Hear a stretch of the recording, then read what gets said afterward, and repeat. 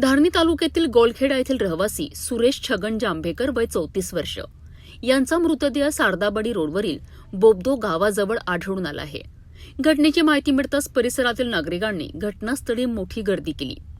मृतदेह आढळल्याची बातमी परिसरात वाऱ्यासारखी पसरताच नागरिकांमध्ये चिंतेचे आणि भीतीचे वातावरण निर्माण झाले आहे.